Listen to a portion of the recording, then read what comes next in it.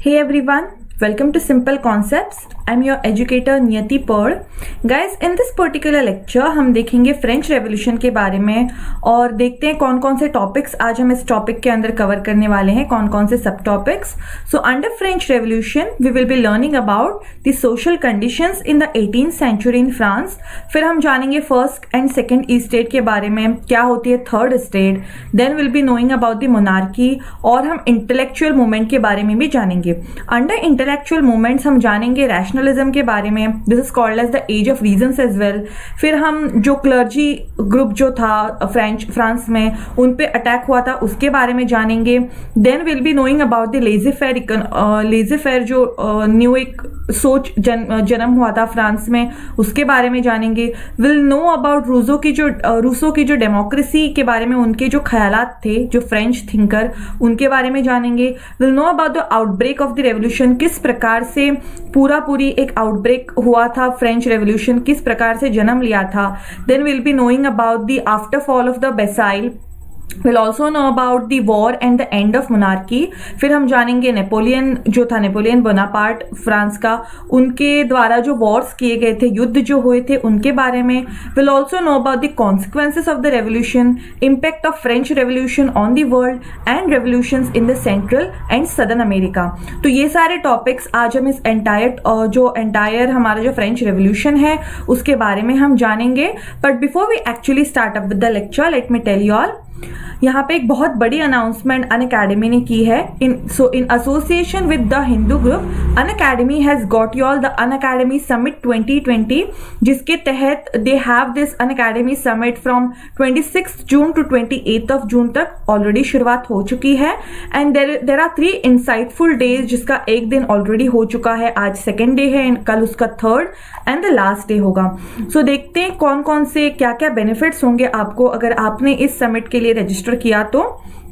So here you will be having 50 speakers. 3 दिन में आपके पास 50 स्पीकर्स यहाँ पे अवेलेबल होंगे. So you can see on your computer screen from doctor Shashi Tharoor to Rajkumar Rao जैसे इंटेलेक्ट लोग हमारे साथ बात करेंगे. वन ऑन आपको लाइव सेशन इनके साथ जुड़ने के लिए आपको मौका मिलेगा. एंड होपफुली अगर if they take your question then it is well and good. So as you can see on your computer screen यहाँ पे यूपीएससी के टॉपर्स भी यहाँ पे अवेलेबल होंगे. And these are the benefits which you will be getting, you know, like if you do not know आपके right reasons for UPSC आपके है या नहीं, तो आपको एक करेक्ट रीजन के साथ सिविल सर्विसेज के लिए प्रिपरेशन करने का मौका मिलेगा. Also guys there is this preparation journey में आपको किस प्रकार से आप सेल थ्रू हो सकते हो, इसके बारे में भी आपको लेक्चर्स होंगे. लीडरशिप क्वालिटी डेवलप करने के लिए भी आपके सेशंस लिए जाएंगे. सो एज यू नो कि जो स्पीकर्स हमारे पास अवेलेबल होंगे यहाँ पे समिट में, वो खुद एक बहुत बड़े लीडर्स के तौर पर उनको इंडिया में कंसिडर किया जाता है.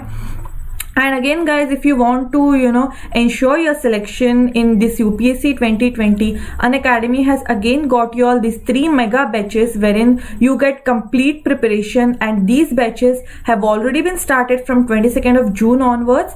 And if you take this Unacademy ka plus subscription, these are the benefits that you will be getting. There are bilingual GS batch courses that are available. Also there are Hindi batch courses, English batch courses. So all in all, आप की जैसी need होगी उस प्रकार से आपको यहाँ पे क्लासेस आपको यहाँ पे अवेलेबल मिलेंगे इफ यू टेक अनअकैडमी का plus subscription, because you will be getting यहाँ पे full syllabus coverage. Then you have prelims and mains की test series along with the analysis. There are dedicated doubt clearing sessions जो आपके लिए conduct किए जाएंगे. Also आपके इंटरव्यू प्रिपरेशन के लिए भी अनअकैडमी के जो मेंटर्स हैं वो आपकी सहायता करेंगे.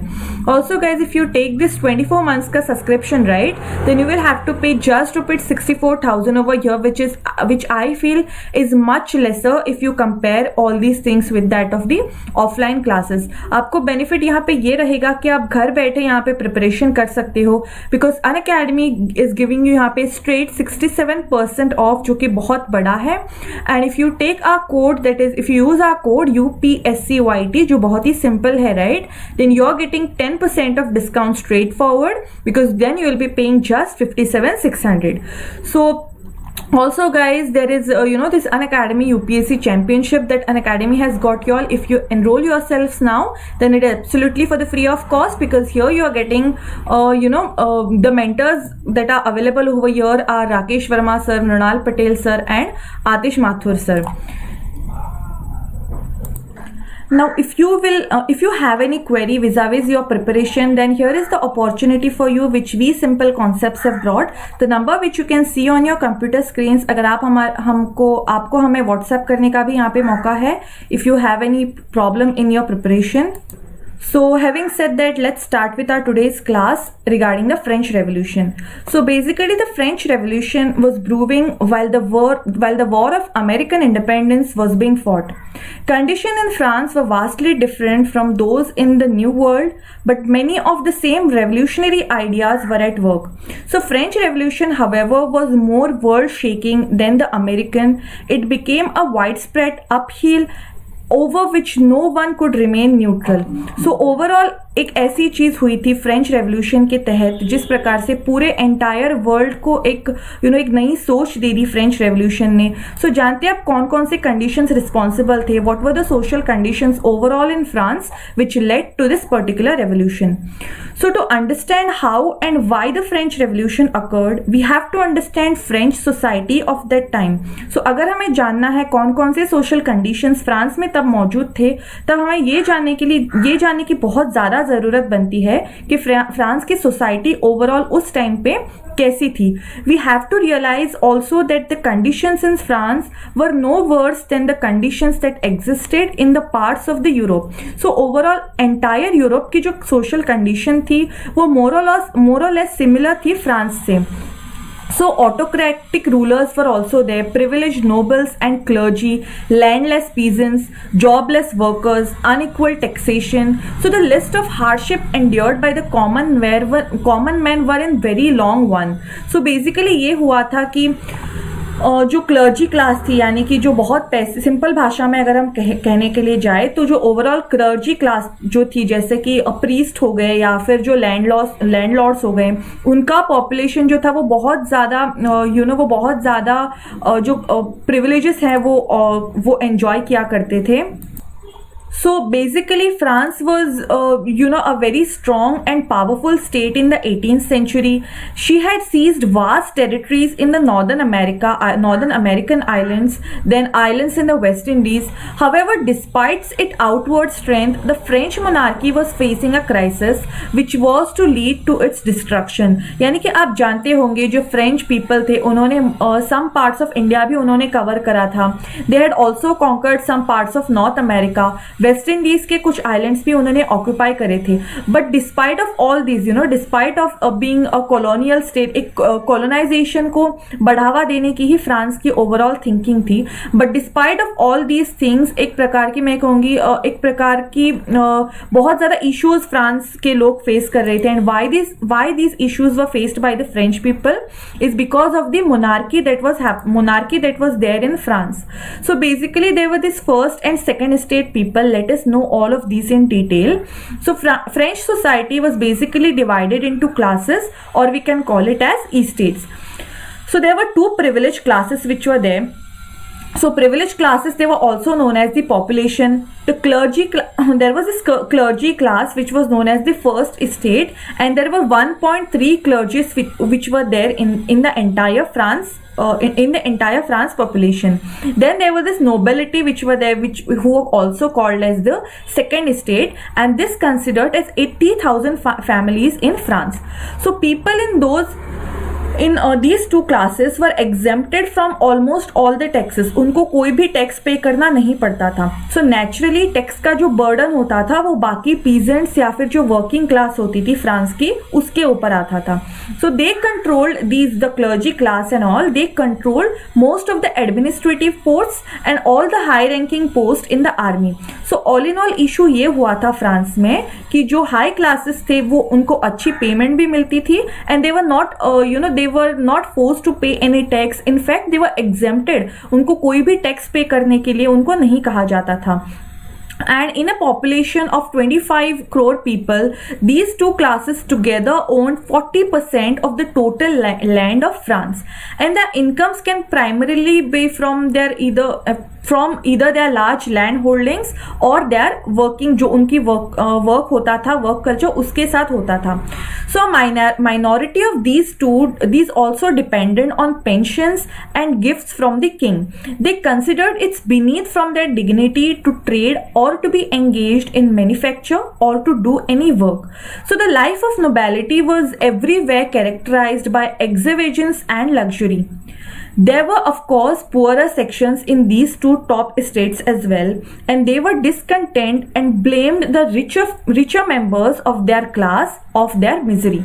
So let us know about this estate called as third estate. So basically, the rest of the people of France were called as the third estate. They were the common people and numbered about 95% of the total population. People of the third estate were the unprivileged people. However, there were many differences in their wealth of style of living. अब जानते हैं क्या हुआ था peasants के साथ, जो peasant class थी, या फिर हम कह सकते हैं farmers. So the largest section of the third state considered of this peasants, almost 80% of the total population of France. So the lives of these vast classes were wretched. उनको बहुत ही ज़्यादा निचले दर्जे का स्तर उनका होता था. उनको खाने पीने के भी उनके पास उनको इश्यूज रहा करते थे. एंड देवर उनको फोर्स्ड लेबर उनको किया जाता था. उनको फोर्सिबली उनके थ्रू लेबर लिया जाता था. उनको प्रॉपर प्राइसेस भी पे नहीं किए जाते थे. And despite of all these issues they were asked to pay taxes. So all in all एक बहुत ज़्यादा बुरी जिंदगी फ्रांस के जो पीजेंट्स थे वो जी रहे थे. Let us now know about the middle classes. कैसी लाइफ थी मिडिल क्लास में, जो सोसाइटी थी उनकी. So not all the people belonging to the third estate worked on land. There were these artisan, workers and poor people who were living in the towns and cities. So then there was this middle class or the bourgeois class which are also called as. So these classes consisted of the educated people, basically writers, doctors, judges, lawyers, teachers and civil servants. But यहाँ पे difference ये होता था कि if you are in good books with that of the clergy classes, या फिर अगर आप good books में हो with the king, then you were exempted from paying taxes. But at the same time, अगर आप इन लोगों में आप नहीं belong करते हो, again you were asked for forced labor, या फिर आपकी जो सर्विस आप प्रोवाइड करते थे वो they were asked for the free of cost, and again they were again called to pay taxes. Now let us know about the artisans and the city workers. So basically the conditions of the city was poor. The workers and the artisans was inhuman in the 18th century in France. They were looked upon as the inferior creatures without any rights. So उनको fundamental rights के लिए भी वो लोग उनको available नहीं होते थे. अगर उनके साथ कोई अगर बुरी चीज़ होती थी, अगर उनके human rights का अगर हनन होता था, तो भी उनको कोई भी ऐसी administrative authority नहीं होती थी उनको जिनके पास वो approach कर सके. Now there was this इस चीज़ का overall responsible कौन सी चीज़ थी, कौन सी एक वो सिस्टम थी जो इस एंटायर फ्रांस की सोसाइटी के बुरे कंडीशन के लिए रिस्पॉन्सिबल थी, and that was the monarchy. So basically at the end of the French statehood, so basically at the head of the French state stood was the king, and who was the absolute monarch. And at that time Louis XVI was the king of France when the revolution broke out. He was the man of mediocre intelligence. Basically वो intellect बिल्कुल भी नहीं थे. The brain work, it is said, depressed him. So his beautiful but empty-headed wife Marie Antoinette, who squandered the money on festivities and interfered in the state appointments in order to promote her favorites. So वो क्या करती थी Marie Antoinette, who was the wife of Louis XVI? She was basically promoting all those people who were in her good books. वो उनका caliber नहीं देखती थी. She was not looking into the intellectual people who were there. She was just ignoring them, and she was just promoting those who were in her good books, या फिर जो उनके friends and family में belong करते थे. She was just promoting those people only. So ये सब चीजें जब फ्रांस में शुरू मतलब स्टार्ट हुई थी, so then there was this thing called as the intellectual movement. So discontent और even wretches is not enough to make a successful revolution. Someone must help to discontent to focus on enemy and provide idols to fight for it. So in other words, revolutionary thinking and ideas must precede the revolutionary actions in France. So France in 18th century had many revolutionary thinkers. Without the ideas spread by these philosophers, the French Revolution would simply have to be an outbreak of the violence. So in other words अगर हम कहने जाए तो France में ऐसे लोगों की ज़रूरत थी जो ये रीज़न जान सके कि क्यों फ्रांस में ये सारी चीज़ें हो रही है, क्यों फ्रांस की सोसाइटी इतनी ज़्यादा, फ्रेंच सोसाइटी जो है वो इतनी ज़्यादा चीज़ें फेस कर रही है. So there was this need of those intellectual people. So then there is something which came as what is, जो शुरू हुआ रैशनलिज्म के नाम से, एक एज ऑफ रीजन्स फ्रांस में शुरू हुई. So because of the ideas expressed by the French intellectuals, the 18th century has been called the Age of Reasons. So Christianity had taught that man was born to suffer. But the French revolutionary philosophers asserted that man was born to be happy. They believed that man can attain happiness if reasons is allowed to destroy prejudice and reform man's institution.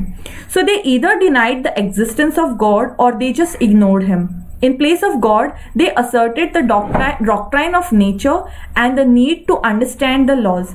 They urged faith in reasons. The power of reasons alone, they said, was sufficient to build a perfect society. तो उनके ख्याल ये थे कि instead of just idol worship के जगह अगर आप faith में believe करो, अगर आपको ये समझ आए कि कौन सी चीज़ सही है, कौन सी चीज़ गलत है, तो वो सबसे ज़्यादा important है और वो आपको happy करेगी, instead of just blindly following any other culture, या फिर जो पुरखों के ज़माने से चला आ रहा है उसको blindly follow करने से ये अच्छा होगा कि आप अपनी रैशनैलिटी यूज करो, आप रीजनेबल रहो. So this was their basic philosophy. Let us now know about the attack on clergy. किस प्रकार से clergy class पे attack हुआ. So the clergy was the first to feel the brunt of the French philosophers. A long series of scientific advances dating from the Renaissance helped their campaign against the clergy.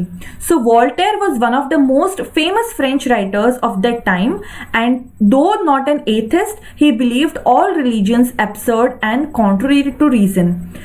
After Voltaire, other philosophers, atheists and materialists gained popularity. They believed that man's destiny lay in the world rather than in heaven. तो वो believe करते थे कि आपने इस जन्म में जो भी आप काम कर रहे हैं, you will get fruits of it then and there, and there is no concept called as heaven or hell. आप जो भी चीजें करते हो, अगर आप if you do some good things, then good things will come to you. So this was their rational thinking. Now there was this Physiocrats and this laissez-faire. So the French economists of the time were called as the Physiocrats. They believed in laissez-faire economy, and about which we have already, we'll be already discussing all these topics in our further classes. So according to this theory, a person must be left free to manage and dispose his property in a way he thinks is best. Like the English and American revolutionaries before them, the Physiocrats said that the taxes should be imposed only with the consent of those on whom they were levied. These ideas were a direct denial of the privileges and feudal rights there protected the upper class. तो उनका एक basic मानना ये था कि men should be left with his property. उसको कोई basically government interference बिल्कुल भी नहीं होना चाहिए. वो डिमांड एंड पॉलिसी के हिसाब से इकोनॉमी बैलेंस होगी. So this was the basic thinking of this laissez faire economist जो थे, जिनकी उनकी वो थिंकिंग थी. Now let us know about some of the thoughts which the famous French जो थिंकर थे जे रूसो, उनके बारे में जानेंगे. So the philosopher or writer Montesquieu thought about the kind of government that is best suited to man and outlined the principles of constitutional monarchy.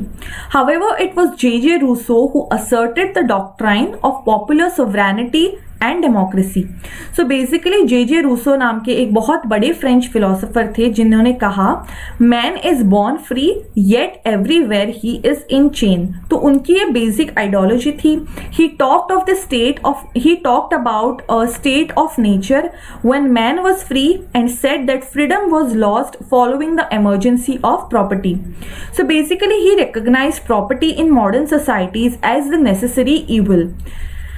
So what was needed, so Rousseau said what was needed was new social contract to guarantee the freedom of equality, happiness which men enjoyed in the state of nature.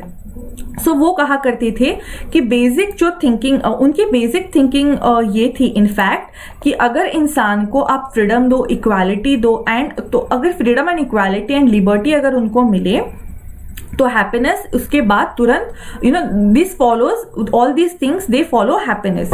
So let us now understand how the entire outbreak of the revolution, किस प्रकार से revolution ये पूरा शुरुआत किस प्रकार से हुई इस रेवोल्यूशन की, कौन सा वो मेन पॉइंट था जिसके लिए रेवोल्यूशन की शुरुआत हुई।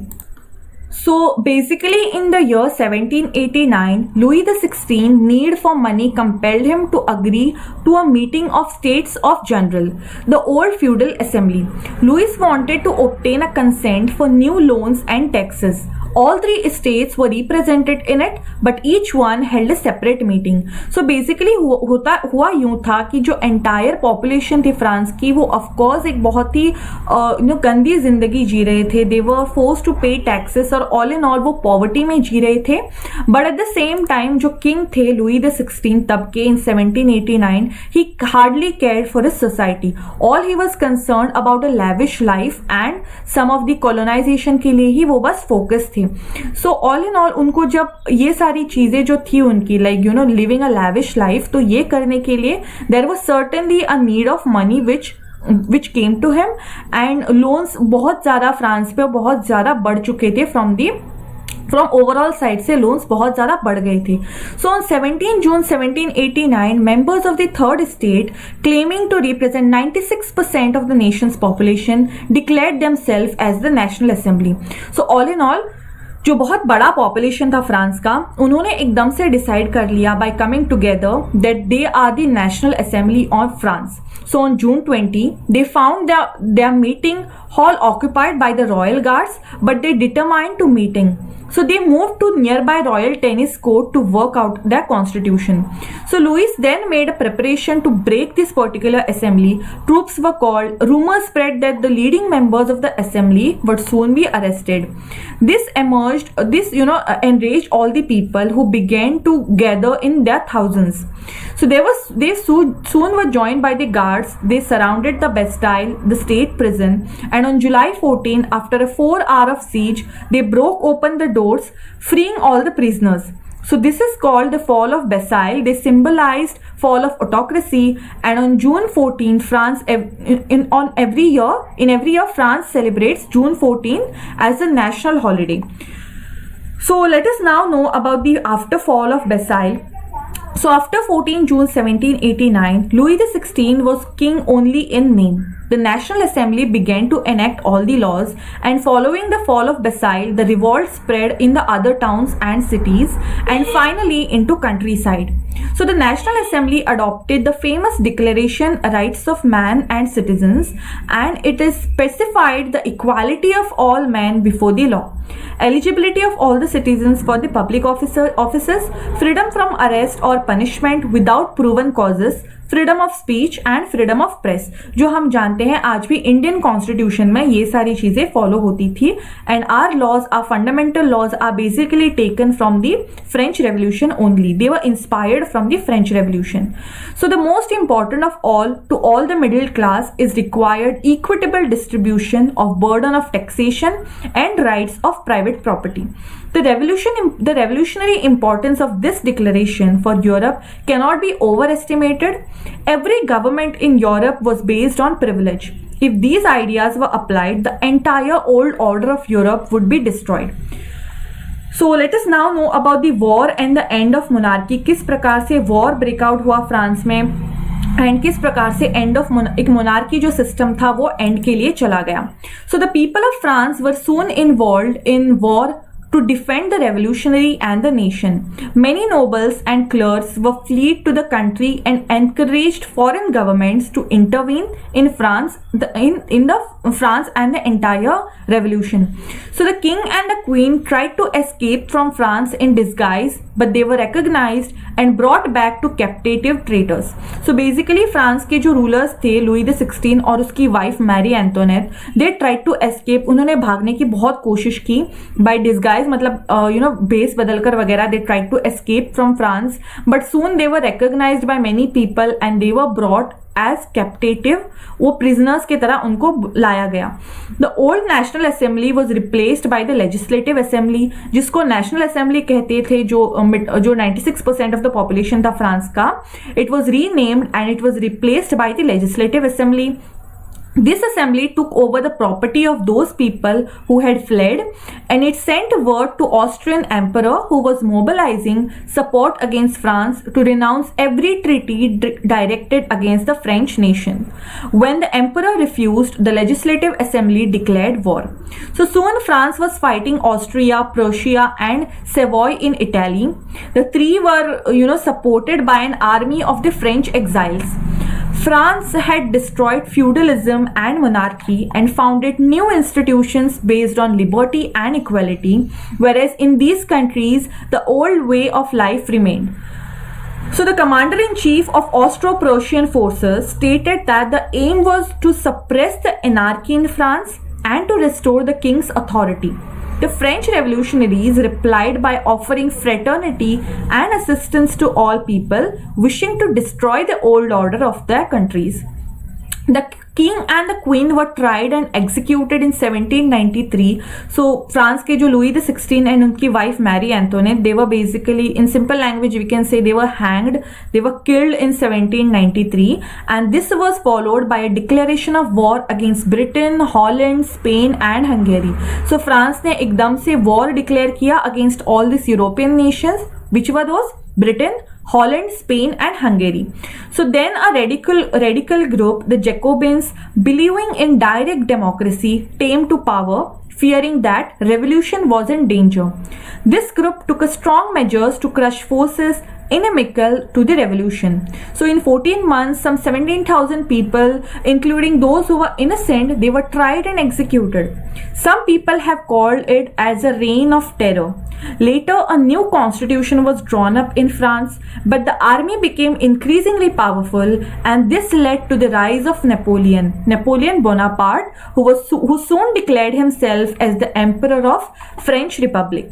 Now let us know which were the wars. In briefly हम जानते हैं कौन से war Napoleon Bonaparte ने he had called out for all these wars. Let us know all these things in brief. So basically from 1792 to 1815, France was engaged in war almost continuously. It was war between France and other states. Some historians have termed it as international civil war because it was fought between revolutionary France and countries upholding the old order.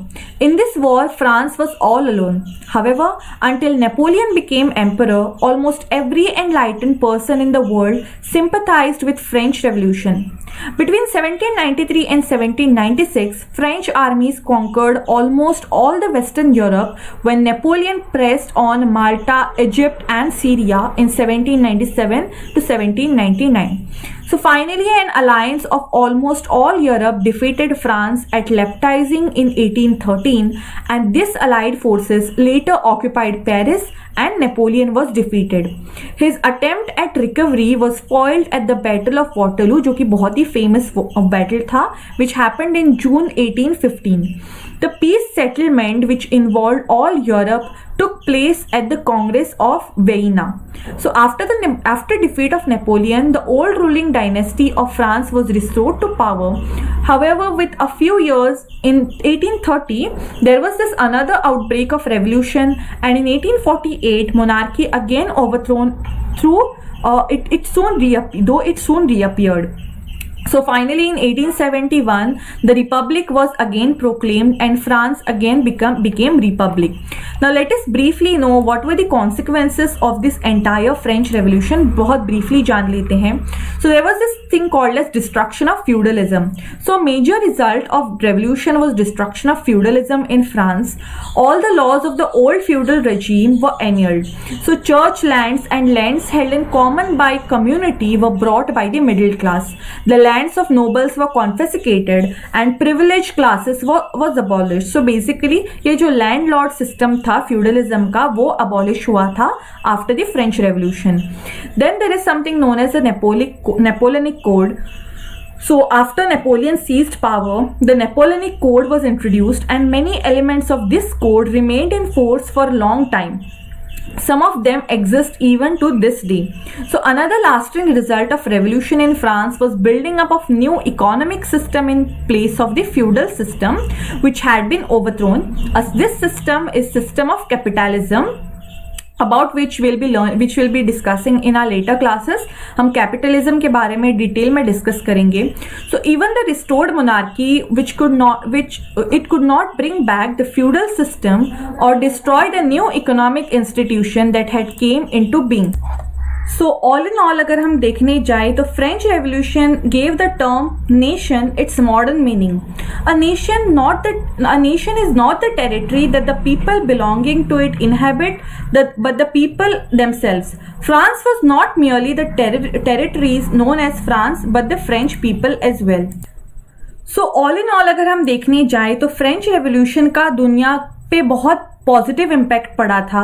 Like there is this idea of sovereignty के बारे में एक idea of sovereignty बहुत popular हो गई. Military strength बढ़ाने की ज़रूरत क्या है ये फ्रेंच रेवोल्यूशन ने दुनिया को दिखा दिया. ऑल्सो कॉन्स्टिट्यूशन में कौन कौन से फंडामेंटल राइट्स इंपॉर्टेंट है, लीगल राइट्स इंपॉर्टेंट है, ये एक प्रकार का एग्जाम्पल फ्रांस ने सेट कर दिया. राइट टू वोट के बारे में फ्रांस ने बहुत ज़्यादा अपने रेवोल्यूशन के थ्रू दुनिया को दिखा दिया.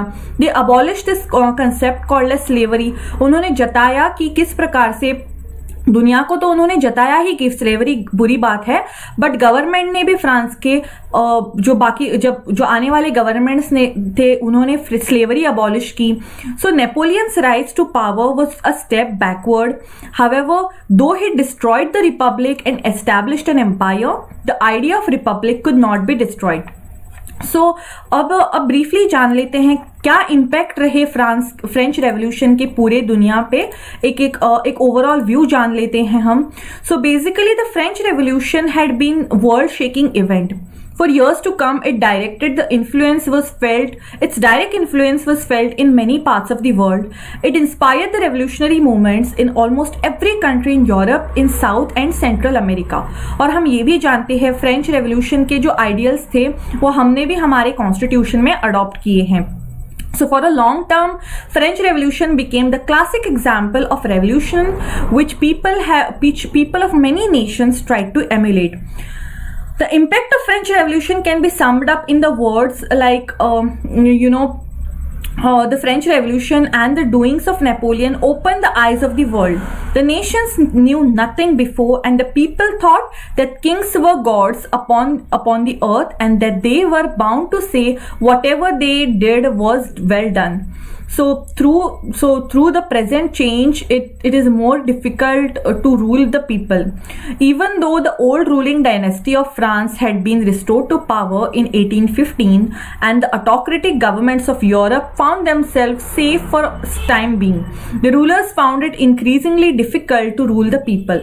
Some of the changes that took place in many parts of the Europe and Americans in early 19th century were immediate and direct consequences of the French Revolution and the Napoleonic War. Let us now know about the revolutions in Central and Southern America. हम briefly जान लेते हैं. So the impact of revolution was felt in faraway American continent. Revolutionary France had abolished slavery in her colonies. The former French colony Haiti became a republic, and this was the first republic established by the black people, formerly slaves in Americans. So inspired by this example, revolutionary movements arose in Americas to overthrow foreign rule, to abolish slavery and to establish independent republic. By the third decade of 19th century, almost entire Central and Southern America had been liberated from the Spanish and the Portuguese rule, and number of independent republics were established, and in these republics, slavery was abolished. It, however, persisted in the United States for few more decades, and where it was finally abolished following the Civil War, about which we'll be reading and we'll be learning about all these things in our upcoming lectures. So guys, if you like this video, do hit the like button. अगर आप हमारे platform पे नए हो, then do hit the subscribe button as well. और आपको अगर UPSC से रिलेटेड या फिर आपने कौन कौन सी अनअकैडमी पे आपने किस प्रकार से प्लस सब्सक्रिप्शन लेना है, अगर आपको कोई भी क्वेरी हो तो आप स्क्रीन पे जो नंबर दिख रहा है उस पे हमें व्हाट्सएप कर सकते हैं. हम आपके हर क्वेरी का जवाब देने के लिए बहुत ज़्यादा उत्सुक हैं. If you like this video then do hit the like button and ensure your selection for this UPSC 2020 by taking subscription from Unacademy Plus. That's all for this particular class, guys. Thank you so much and God bless you all.